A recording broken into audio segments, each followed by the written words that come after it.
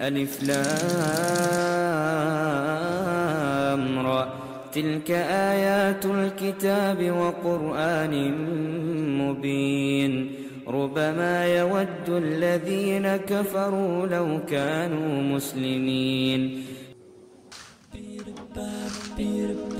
وقفت حروفي في ربوع بياني وأتى القاصد بأروع الألحان وفي أرض خير قد بادت مسجوعة بفرائد الأقوال والتبيان. نبدي الجمال على غصون بهائكم ليفوح عطر الورد والريحان.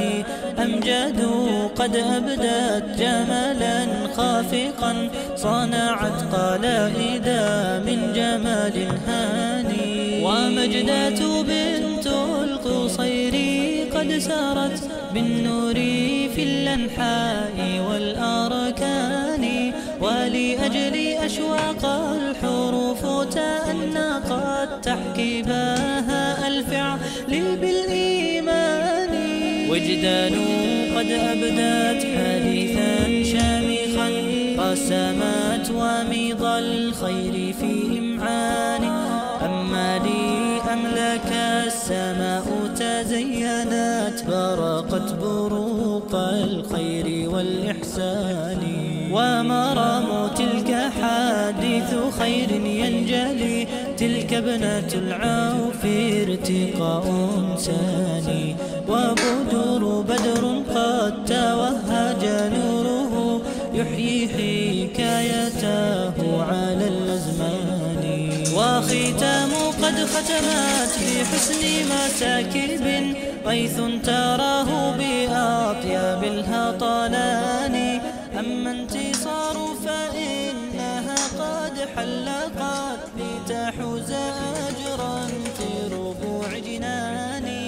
ولأجل لؤلؤة المعاني قد سامت ألقت بهاء طيبا بمعاني. والكون يشرق من رواب كلما ظهرت توالى الخير في أفنان. وهناك من أمل ترى كل المنى تربي قصيد السعد بالأوزان.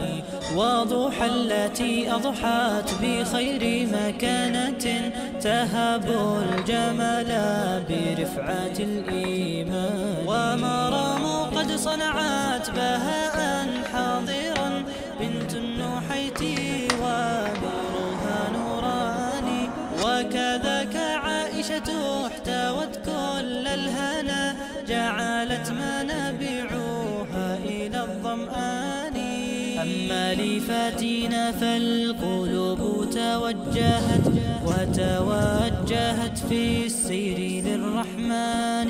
وجواهر الساري بدت في روعة تهني بغير تأخر وتواني.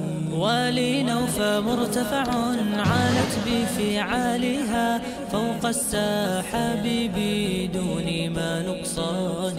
وعهود إن لها الفجاجة زينت